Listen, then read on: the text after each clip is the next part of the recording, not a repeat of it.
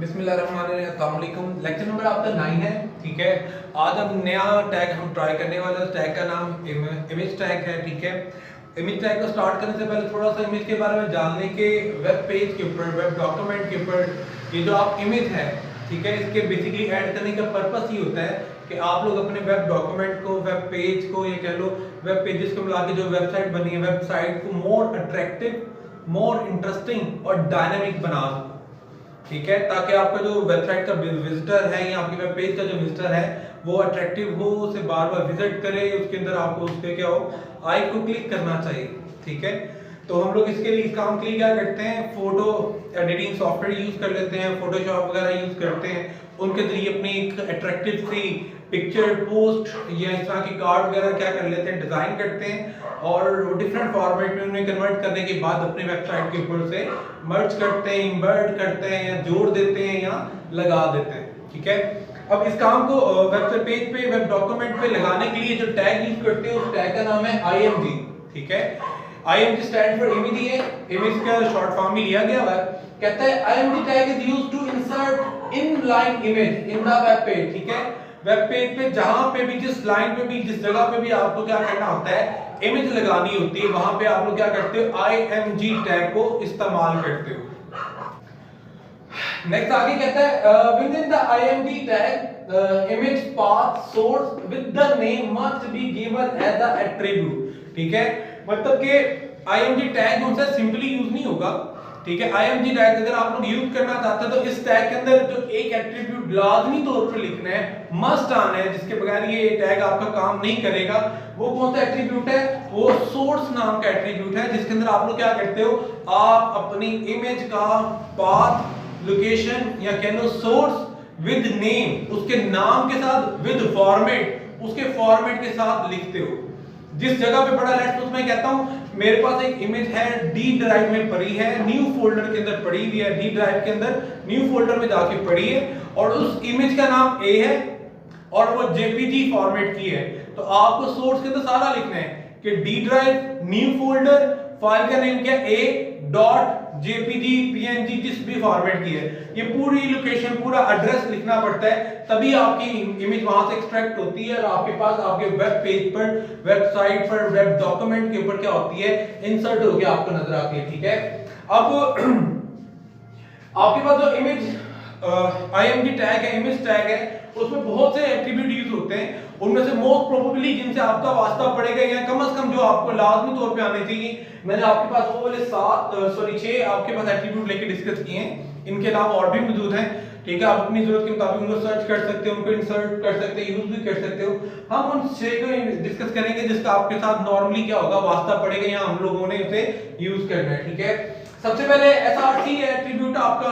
SRC stand for source है। ठीक है, ये वाला आपके पास क्या करता है, सोर्स के लिए यानी कि एड्रेस, इमेज का एड्रेस इंसर्ट करवाने के लिए इस्तेमाल होता है। ठीक है, जहां कहीं पे भी, जिस ड्राइव में, जिसका अभी मैं बता रहा था, डी ड्राइव में न्यू फोल्डर पे, ठीक है, फाइल पड़ी है, आपका क्या लोकेशन, इसके बाद क्या लिखा जाता है, उसका नाम डॉट, उसकी एक्सटेंशन, उसकी फॉर्मेट, ये सारा SRC टैग में लिखा जाता है सारा कुछ। ठीक है, तो SRC टैग आपके पास किस लिए यूज होता है, उसकी लोकेशन, नाम और फॉर्मेट बताने के लिए। फिर उसकी हाइट और विड्थ, लेट्स सपोज आपके पास इमेज एक्चुअल में बहुत बड़ी है, बाय डिफॉल्ट आप लोग उसे अपने वेब पेज पे छोटा बना के दिखाना चाहते हो, उसकी हाइट भी कम करना चाहते हो, उसकी विड्थ भी कम करना चाहते हो। तो हाइट और विड्थ को कंट्रोल करने के लिए पर्टिकुलरली आपके पास हाइट और विड्थ नाम के दो एट्रीब्यूट मौजूद है, जिसके अंदर आप लोग अपनी मतलूबा वैल्यू पिक्सल में एंटर कर सकते हो और अपनी हाइट और विड्थ को क्या कर सकते हो, कंट्रोल कर सकते हो। ठीक है, और याद रहे, if the height and width attribute omitted, ignore कर देते हो, छोड़ देते हो, यानी कि हाइट और विड्थ नहीं देते हो आप, जरूरी नहीं है ये। ठीक है, अगर ये वाले एट्रीब्यूट नहीं यूज करना चाहते IMG टैग के अंदर तो कोई मसला नहीं, लेकिन उसके बदले में एक नुकसान होगा, छोटा सा मसला होगा। मसला क्या होगा कि वो अपने बाय डिफॉल्ट साइज में अपीयर होगी, यानी कि अगर वो एक इमेज है 1000 आपके पास 1024,786 उसकी अगर रेजोल्यूशन है, तो आपकी वेबसाइट पे भी 1024,786 रेजोल्यूशन में अच्छी खासी बड़ी होकर नजर आएगी। लेकिन मैं तो इतनी बड़ी वेब पेज पे लगाने नहीं चाहता, वेब पेज पे इतनी बड़ी में मैं तो छोटी सी करके इसे लगाना चाहता हूं। तो मैं अपनी ओरिजिनल इमेज भी खराब नहीं करना चाहता, तो मुझे अपने इमेज को एज इट इज रहने देना, उसको नहीं छेड़ना, बल्कि यहाँ पे क्या करना, IMG टैग के अंदर आकर हाइट का एट्रीब्यूट यूज करते हुए पिक्सल के अंदर हाइट की वैल्यू दे देनी है, जितनी भी आप लोग चाह रहे हो, 200 300 400, ठीक है, उसके हाइट में पिक्सल में। और विड्थ लिखकर, विड्थ में आपने क्या करना है, पिक्सल में वैल्यू दे देनी है विड्थ लिखकर, ठीक है, जितनी भी आप विड्थ उसकी चौड़ी चाहते हैं, जितने पिक्सल में भी वो आपको चाहिए नजर, ठीक है, चौड़ी नजर आनी चाहिए। फिर आपके पास अलाइनमेंट आ जाता है, ठीक है। अलाइनमेंट में थोड़ी सी यहाँ पे एक डिफरेंट चीज है जो आप लोगों ने पहले प्रैक्टिस नहीं की। कहता है अलाइन एट्रीब्यूट, अलाइनमेंट की शॉर्ट फॉर्म में align, align attribute is used to alignment of the image and text with respect to the inline image, ठीक है। आपके पास इनलाइन के लिहाज से आप अपने, आपने क्या किया, एक इमेज लगाई, उसके साथ टेक्स्ट भी लिखना चाहते हो। एक होता खाली इमेजेस इंसर्ट करना, एक होता है इमेज विद टेक्स्ट, आपने क्या करना है, अपने वेब पेज पे दिखाना है, अपनी पिक्चर भी लिखना चाहते हो, उसके साथ कोई टेक्स्ट वगैरह भी लिखना चाहते हो, तो टेक्स्ट और आपने इमेज दोनों की अलाइनमेंट करनी है, ठीक है। इसके लिहाज से आपके पास डिफरेंट अलाइनमेंट की वैल्यू दी नहीं है। अगर तो आप लोग सिर्फ अपनी क्या करना चाहते हो, इमेज को सिंपली इंसर्ट करना चाहते हो, उसकी लोकेशन को लेफ्ट राइट या सेंटर में एडजस्ट करना चाहते हो, तो आपने अलाइनमेंट का एट्रीब्यूट लिख रहे हैं, इक्वल का निशान डालना है, डबल कोटेशन के अंदर लेफ्ट लिख दोगे लेफ्ट साइड पे नजर आएगी, राइट लिख दोगे तो पेज के राइट साइड पे नजर आएगी, सेंटर लिख दोगे तो पेज के सेंटर में नजर आएगी, जहां पे भी आपने इमेज का टैग रखा हुआ है उस जगह पर लेफ्ट राइट या सेंटर में नजर आएगी, जो भी आप लोग यहां से वैल्यू पिक करोगे, ठीक है। लेकिन if you want to alignment text with the respect to the image, आप लोगों ने क्या किया, इमेज के साथ अपना पैराग्राफ का टैग भी लगाया। अब आप लोग चाह रहे हो ये अपने पैराग्राफ, अपने टेक्स्ट को और अपनी इमेज को क्या करना चाह रहे हो, एक दूसरे के लिहाज से एडजस्ट करना चाह रहे हो, तो आपके पास तीन पॉसिबिलिटीज है। आप लोग अपने इमेज को टॉप पे और अपने टेक्स्ट को बॉटम में दिखाना चाहते हो, तो आपको इमेज के साथ अलाइनमेंट के अंदर टॉप लिखने, ठीक है, अपने टेक्स्ट को पहले और बाद में अपने नीचे बॉटम में अपनी इमेज को दिखाना चाहते हो, तो अलाइनमेंट के अंदर आपको बॉटम लिखने हैं, और इन द मिडिल दिखाना चाहते हो तो आपको यहाँ पे क्या करना होगा, मिडिल का लाइन के साथ मिडिल का क्या करना है, वैल्यू को इस्तेमाल करना है, ठीक है। फिर आपके पास बॉर्डर आ जाता है, आप लोग चाहते हैं आपकी जो इमेज है उसके चारों तरफ बॉर्डर भी नजर आए, ठीक है, तो उसके लिए पर्टिकुलरली आपके पास बॉर्डर नाम का एट्रीब्यूट है, इसके अंदर आप लोग पिक्सल में वैल्यू देते हो, बाय डिफॉल्ट 1 दे देते हो, तो बारीक सा आपके पास क्या होगा, आपकी इमेज के साइडों पे, अंड पे, कॉर्नर पे या एजेस पे क्या होगा, बॉर्डर नजर आएगा। 2 रख देते हो जरा, उसकी मोटाई, उसकी विड्थ बढ़ जाएगी, 3 रखोगे और ज्यादा मोटा हो जाएगी, उसकी विड्थ और ज्यादा इंक्रीज, 4 रखोगे और ज्यादा, 5 6 जितनी भी आप लोग ज्यादा करते जाओगे उतना मोटा आपको, उतनी ज्यादा विड्थ वाला आपको बॉर्डर नजर आता है, ठीक है। और साथ ही नीचे ALT है, अल्टरनेटिव के लिए स्टैंड करता है, ठीक है। लेट्स सपोज किसी भी रीजन से आपने जो इमेज लगाई है आपके वेब पेज पे नहीं नजर आ पा रही, ठीक है, वो सपोर्ट नहीं कर पा रहा है, या आप पीछे से इमेज डिलीट कर चुके हो, हालांकि वहां इमेज के टैग में आपने एड्रेस लिखा है, लेकिन गलती से आपने पीछे से इमेज डिलीट कर दी है, या इमेज पड़ी हुई है, वो फॉर्मेट को सपोर्ट नहीं कर रहा है, या आपने कोई चीज गलत लिख दी है, तो आपको वो इमेज वाला एरिया जो सा है, जो भी वैल्यू आपने अल्टर के अंदर लिखी होगी, अल्टरनेटिव में लिखी होगी, जो भी टेक्स्ट इसके अंदर लिखा होगा वो उस जगह पे दिखा देगा। लेट्स सपोज हम लोग क्या करते हैं कि अल्टरनेटिव के अंदर वैल्यू लिख देते हैं कि image is not available right now, ठीक है। तो अगर आपकी इमेज वहां पे नहीं नजर आ रही होगी इस वक्त, उसे सपोर्ट नहीं कर पा रही होगी, वेब पेज पे नहीं नजर आ रही होगी, वेबसाइट पे नहीं नजर आ रही होगी, तो अल्टर अपनी वैल्यू को क्या करेगा, वहां पर शो करा देगा, अपने अंदर लिखे हुए टेक्स्ट को वहां पे क्या कर देगा, आपके पास टेम्परेरी तौर पर शो करवा देगा कि ये वाली इमेज हमारे पास अभी अवेलेबल नहीं है, जो भी आप लोग मैसेज शो करवाना चाहते हो, ठीक है। और थोड़ा सा आगे बढ़ने से पहले, इसके कोड को प्रैक्टिस करने से पहले, प्रैक्टिकली कोड लिखकर रन करने से पहले, ये कुछ फॉर्मेट है जो आपको याद रखने हैं। आपका वेब डॉक्यूमेंट या वेब पेज या वेबसाइट जो है इन फॉर्मेट को सपोर्ट करती है। नॉर्मली जो आपका कैमरा जो होता है, मोबाइल कैमरा हो या दूसरा, वो नॉर्मली जो इमेज बनाता है वो JPG या JPEG होती है, ठीक है। या आप लोग फोटोशॉप से नॉर्मली जो इमेज एक्सट्रैक्ट करते हो, जो एडिटिंग करते हैं फोटोशॉप के ऊपर, ठीक है, वो नॉर्मली क्या करते हैं, PNG फॉर्मेट के अंदर बनाते हैं। इसके अलावा GIF भी ये सपोर्ट करता है, TIFF को भी सपोर्ट करता है, और BMP को भी आपके वेब पेज या वेबसाइट क्या करती है, सपोर्ट करती है। लेकिन याद रहे, ब्राउजर टू ब्राउजर चीजों का डिफरेंस भी पड़ जाता है। हो सकता है इंटरनेट एक्सप्लोरर का आपके पास पुराना वर्जन है वो सपोर्ट ना करे, और गूगल क्रोम का नया वर्जन आपके पास पड़ा हुआ है वो सपोर्ट कर दे, या आपके पास हो सकता है कि ओपरा का भी पुराना वर्जन पड़ा वो सपोर्ट ना करे, ठीक है। तो वर्जन टू वर्जन चीजें वेरी भी कर जाती हैं। तो आप लोग जो चीजें टेस्ट कर रहे हो, आपको एक ब्राउजर पे ना नजर आए, आप अपने वेब पेज को किसी और ब्राउजर पे भी चला के देख सकते हो कि यार क्या दूसरे ब्राउजर पे सही काम कर रहा है कि नहीं कर रहा। ठीक है, जरूरी नहीं है कि आपके कोडिंग के अंदर हर बार कोई मसला हो या आपने कोई कमी पेशी छोड़ी हो सकता है कि आपने कोड से हर चीज सही लिखी हो या आपने कंफर्म है कि आपने कोडिंग सही लिखी है लेकिन चीजें आउटपुट सही नहीं आ रही, तो आप डिफरेंट ब्राउजर के ऊपर से ट्राई कर सकते हो। ठीक है, और कोशिश क्या करें जब आप लोग पेज के भी काम कर रहे हो, वेबसाइट बनाने पे काम कर रहे हो, तो आप लोग उससे रिलेटेड जितने भी टूल हैं वो अप टू डेट इस्तेमाल किया करो। ठीक है, आइए अब इसे प्रैक्टिकली भी चला के देख लेते हैं। बिस्मिल्लाहिर्रहमानिर्रहीम स्टार्ट करते हैं। यहाँ पे मैंने आपके पास ना राइट साइड पे जो है ब्राउज़र खुला, लेफ़्ट साइड पे हम लोगों ने कोड लिखा है। ये सारी मैंने इमेजेस जो सी है अपने कंप्यूटर से इनको एक्सेस किया है। सोर्स का एट्रीब्यूट लिखा हुआ है और डबल कोटेशन में इनका एड्रेस है, डी ड्राइव के अंदर पड़ी हुई है और फाइल का नाम ए और इसकी एक्सटेंशन .jpg है। ठीक है, और पहली दो इमेजेस को मैंने बॉर्डर भी लगा दिया 5। ठीक है, इसे आप सेव करते हैं। ठीक है, सेव करने के लिए याद रहे पहली बार आपने सेव एज करना है, नाम के एंड पे .html लिख के सेव का बटन दबाना है। ठीक है, सेव करने के बाद ब्राउज़र के ऊपर हम लोग इसे अपने पेज को लोड करके देखते हैं। तो यहाँ पे मेरे पास इमेजेस बाय डिफ़ॉल्ट जितनी बड़े साइज़ है, एक्चुअल साइज़ है, उतने साइज़ में नज़र आ रही हैं कि पहली इमेज देखें हमारी स्क्रीन पे भी पूरी नहीं है और दूसरी इसके नीचे, तीसरी, चौथी, पाँचवीं, छठी, सातवीं अप टू सारी नीचे से नीचे आ रही जा रही ब्राउज़र में जितना नीचे स्क्रॉल करेंगे। ठीक है, अब हम लोग क्या करते हैं, इनके साइज़ के ऊपर थोड़ा वर्क करते हैं। ठीक है, ये मैंने दूसरी फाइल भी ऑलरेडी पहले बनाई हुई थी, वही सारा कुछ टैग लिखा है, बस इनमें हाइट और विड्थ जो है ये वाले एट्रीब्यूट भी अप्लाई किए हुए हैं। ठीक है, सोर्स से इमेज उठाई, हाइट के लिए उसकी पिक्सल और विड्थ के पिक्सल भी मैंने क्या किए हैं, चेंज कर दिए हैं। ठीक है, 200 पिक्सल। अब मैं इस पेज को अगर रिफ़्रेश करूँगा तो ये मेरे पास क्या होगा, जब बाय डिफ़ॉल्ट जितना मर्जी बड़ा साइज़ हो, ये मेरे पास 200 बाय 200 के नज़र आएंगी। ठीक है, ये स्क्रीन पे थोड़ा सा आपको क्लियर करके स्टार्ट में भी दिखा देता हूँ कि अभी तक 3 एट्रीब्यूट लिखे हैं। ठीक है, और इनके साइज़ में हम 300 करके इसे सेव करके रन करके देखते हैं ताकि आपको क्लियरली हो जाए।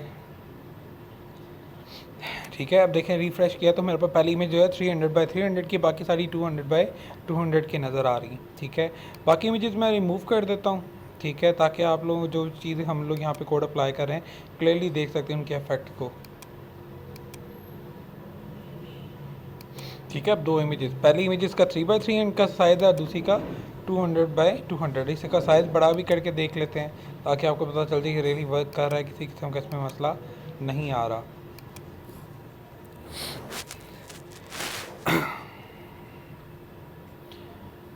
अब साथ ही साथ हम लोग क्या करते हैं, एक दूसरे वाला एट्रीब्यूट भी इस पर अप्लाई करते हैं। चौथा एट्रीब्यूट बॉर्डर वाला मैं अप्लाई कर देता हूँ। ठीक है, और पहली इमेज का बॉर्डर जो है 3 रख लेते हैं, दूसरी इमेज के टैग के अंदर मैं बॉर्डर लिखकर उसकी वैल्यू 5 रख लेता हूँ। ठीक है, और इसको हम लोग सेव करके देखते हैं कि ये चलने के बाद किस तरह से हमारे पास नज़र आता है। ये मैंने सेव की। ठीक है, और पेज को रिफ़्रेश किया। देखिए पहले इमेज के गौर से देखेंगे तो आपके एजेस पे बॉर्डर नज़र आ बारीक, और नीचे वाली इमेज का ज़रा बॉर्डर जो है ज़्यादा थिक है। ठीक है, अगर इसी बॉर्डर पहली इमेज की बॉर्डर को मैं थिकनेस ज़्यादा कर दूँ, ठीक है 10 कर देता हूँ। ठीक है, सेव करते हैं अब और इसे लोड करते हैं। देखें आपके सामने, ठीक है थिकनेस क्या होगी इसकी, इम्प्रूव हो गई है, ज़्यादा हो गई है। ठीक है, अब बाकी प्रैक्टिस करने से पहले मैं बाकी दूसरी वाली इमेज को भी रिमूव कर देता हूँ ताकि एक ही इमेज के ऊपर होने वाला सारा का सारा आपको इफेक्ट नज़र आए इजीली। ठीक है, और अपने सारे एट्रीब्यूट अगली लाइन पे नज़र आ देता हूँ ताकि स्क्रीन पे आगे मूव करके आपको छुप जाएंगे, सारे टैग नज़र नहीं आएंगे आपको सारे एट्रीब्यूट। ठीक है, अब हमारे पास सिर्फ एक इमेज लगी हुई है। ठीक है, अब इसके अंदर हम अपना नेक्स्ट वाला 5वां आपके पास जो हमने एट्रीब्यूट पढ़ा था अलाइन, ठीक है, जो कि अलाइनमेंट के लिए स्टैंड करता है, वो अप्लाई करके देखते हैं। अलाइन लिखना है हमें इक्वल का निशान, डबल कोटेशन के अंदर हम लोग क्या करेंगे, सबसे पहले राइट लिख के देखते हैं, क्या RIGHT राइट। ठीक है, और पिक्सल का साइज़ ज़रा छोटा कर देता हूँ ताकि आपको इफेक्ट नज़र भी आए, जो चेंजिंग इसमें आनी है वो नज़र भी आए। ठीक है, सेव किया और ये मैं ब्राउज़र पे जाके इस पेज को लोड किया तो मेरे पास इमेज जो है पेज के राइट साइड पे नज़र आ गई क्योंकि राइट अलाइन किया है। अगर इधर मैं लेफ़्ट लिखता हूँ, इसको मैं सेव करता हूँ और इसको मैं अब ब्राउज़र को, तो ये मेरे पास क्या हो गया लेफ़्ट साइड पे। ठीक है, साथ ही साथ सेंटर को भी ट्राई करते हैं, थोड़ी सी आपको दुश्वारी जो पेश आनी है आपको ताकि अभी समझ आ दे वो क्या मसला आना है। सेंटर किया है, पेज को रिफ़्रेश किया, लेकिन मुझे कोई क्लियर इफेक्ट नज़र नहीं आ रहा, इमेज मेरी वहीं की वहीं मुझे अभी स्टिल नज़र आ रही। ठीक है, बेसिकली अलाइनमेंट जो होता है अपने टेक्स्ट के लिहाज से इमेज को क्या करता है, अपने आप को अलाइन करता है। तो मैं क्या करता हूँ, इस इमेज जो मेरा सिंगुलर टैग है इससे पहले एक पैराग्राफ का टैग शुरू करता हूँ, ठीक है। ये मैंने पैराग्राफ का एक टैग लिखा और इमेज के टैग के बाद इस पैराग्राफ को ख़त्म करते हैं, यानी कि इमेज मेरी पैराग्राफ के अंदर लगी हुई है इस वक्त। और पैराग्राफ में कुछ टेक्स्ट लिख देते इज़ इमेज टैग, ठीक है। और इमेज के टैग के बाद मैं भी छोटी सा एक सेंटेंस भी लिख के देखूँगा, पहले से इस रन करके देख लें, ठीक है। तो देखें, ठीक है, दिस इज़ इमेज टैग आपके पास स्क्रीन पे लिखा आ रहा है और उसके बाद इमेज। अब इमेज टैग के बाद पैराग्राफ का ख़त्म होने से पहले मैं आफ्टर दी इमेज, ठीक है, लिख के इसे रन करके आपको दिखा देता हूँ, ठीक है। तो देखिए उससे पहले वाला पैराग्राफ पहले नज़र आ रहा है, इमेज के टैग के बाद वाला पैराग्राफ का पार्ट वो बाद में, क्योंकि अलाइनमेंट मैंने सेंटर रखी था ना, इसलिए दोनों टेक्स्ट के सेंटर। अब चाहे टेक्स्ट मेरे पास लेफ़्ट और राइट और उसके दरमियान में लिखी है, लेकिन मैं अगर अलाइनमेंट लेफ़्ट कर दूंगा तो सारा टेक्स्ट जो होगा राइट पे और इमेज मेरे पास लेफ़्ट पे नज़र आएगी। और अगर मैं अलाइन की जगह राइट लिख दूँ, ठीक है, तो सारा का सारा टेक्स्ट मेरे पास लेफ़्ट और इमेज मेरे पास क्या होगी, मुझे राइट पे नज़र आएगी, ठीक है।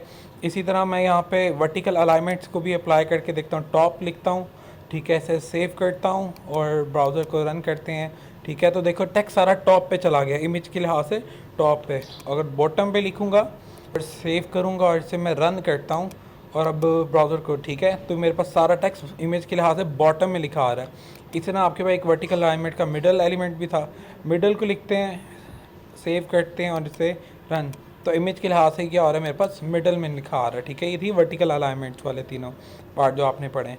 इसके अलावा आपने एक और एट्रीब्यूट पढ़ा था अल्टरनेटिव, जो कि ALT से डिनोट करते हैं, ठीक है, जो कि तब वर्क करता है जब आपकी इमेज अवेलेबल ना हो या उसका एड्रेस में गलती है, उसका नाम वगैरह सही ना लिखा हो। और ALT के अंदर मैं लिख देता हूँ माई इमेज इज़ हेयर, इसे सेव करते हैं, रन करके देखते हैं। देखो देखो मुझे कोई इफेक्ट नज़र नहीं आ रहा, सारा कुछ वैसे ही, क्योंकि अल्टरनेटिव तब वर्क करता है जब इमेज का सोर्स सही तरह काम ना कर रहा हो। अगर देखें मैं इमेज के सोर्स में जाके एड्रेस और नाम और उसकी एक्सटेंशन हटा के सेव करूं और रन करूं, तो क्योंकि प्रॉपर एड्रेस नहीं लिखा हुआ, इमेज उसे मिल नहीं रही, तो तब क्या किया उसने अल्टरनेटिव के अंदर, ठीक है, आपके पास ALT के अंदर जो मैंने लिखा हुआ वो टेक्स्ट आपके पास वहाँ पे शो करा दी है कि माई इमेज इज़ हेयर, ठीक है। जो यहाँ पे लिखोगे वो वैसा ही एज इट इज़ नज़र आएगा, लेकिन कब नज़र आएगा, जब आपकी इमेज वहाँ पे अवेलेबल नहीं है जिस सोर्स से आपने उठाई है। तो अगर मैं डी ड्राइव के अंदर ए नाम की मेरी फ़ाइल थी, ए लिखूँ, स्मॉल ए था, ए डॉट और इसकी एक्सटेंशन थी .jpg। अब इसे मैं सेव करूँ, ठीक है, अब मैं इसे अगर सेव करूं और इसे रन करके देखूं, ठीक है, इमेज अवेलेबल है, तो इमेज नज़र आ रही है। अल्टरनेटिव वाला टैग इस वक्त काम नहीं कर रहा, ठीक है। बॉर्डर कम कर देते हैं, ठीक है। इस तरह से ये सारी की सारी वर्किंग होती है, ठीक है। उम्मीद है यहाँ तक आपको सारी चीज़ें जो होंगी वो समझ आ चुकी होंगी, ठीक है। हाइट है, विड्थ यूज़ किया, बॉर्डर, ठीक है। इसे मैं एक लाइन पे भी लिख सकता हूँ और नेक्स्ट लाइन पे भी लेके जा सकता हूँ, इससे कोई इफेक्ट नहीं आएगा, ठीक है। और ऊपर से HTML हमारी केस सेंसिटिव भी नहीं होती, यानी कि कुछ टेक्स्ट बड़ा लिखें छोटा लिखें उससे भी कुछ खास फ़र्क नहीं था, ठीक है। ये सारा मैंने एक लाइन पर लिख दिया था, ठीक है। होप सो आपको नज़र आ गया होगा, ठीक है। याद रहे मैंने आपसे बड़ी बार अर्ज की है, जब आप वीडियो को देख रहे होते हैं YouTube के ऊपर, चैनल के ऊपर, तो वो आपके नेट कनेक्शन के मुताबिक आपकी वीडियो की रेजोल्यूशन को कम ज़्यादा करता रहता है, ठीक है। तो कोशिश क्या करें, जब आप लोग पर्टिकुलरली व्हाइट बोर्ड पे लिखी कोई चीज़ के ऊपर फोकस कर रहे हैं, पढ़ना चाह रहे होते हैं, तो अपने YouTube वीडियो के ऊपर साइड पे जो आपके पास 3 डॉट नजर आ रहे होते हैं, सेटिंग के सिंबल को रिप्रेजेंट करते हैं, उस पर क्लिक कर, ठीक है, आपके पास नीचे जो बार आता है, पॉपअप आता है, वहां से क्वालिटी में जाकर, ठीक है, ऑटो को हटाकर 480 पिक्सल या 720 पिक्सल को सिलेक्ट कर लें, ठीक है, ताकि आपके पास वीडियो और ये सारी चीजें क्या हो, बिल्कुल क्लियर नजर आए, ठीक है। तो इस चीज के ऊपर जरूर फोकस किया करें, ठीक है। और एक चीज आपने लोगों ने याद रखनी है, इमेज का टैग जो होता है, ठीक है, इमेज के अंदर आप लोगों ने जो आज पढ़ा वो उन चीजों को रिवाइज करता चले, तो इमेज का टैग जो होता है वो एक सिंगुलर टैग है, वो आपके पास पेयर टैग नहीं है, यानी कि एक ही टैग होगा, उसी के अंदर लिखना है, ठीक है। ये चीज याद रखनी है। और ये भी याद रखना है कि इमेज जो होता है वो पर्टिकुलर फॉर्मेट में आपके पास अवेलेबल है, ठीक है। ये आपके पास बहुत ज्यादा सबसे ज्यादा पॉपुलर जो हैं उनके लिहाज से मैंने लिखा, सबसे ज्यादा JPG वाला फॉर्मेट यूज होता है या PNG वाला आप लोगों के पास क्या होता है यूज होता है। हाँ, अगर आप लोग अपनी एनिमेटेड पिक्चर चाहते हो जिसके अंदर छोटी मोटी मूवमेंट भी हो, ठीक है, तो फिर आप लोग गिफ्ट का फॉर्मेट वगैरह भी क्या करते हो, इस्तेमाल किया करते हो, ठीक है। इंशाल्लाह नेक्स्ट लेक्चर में मिलेंगे, नेक्स्ट टैग के साथ मिलेंगे। अल्लाह हाफिज।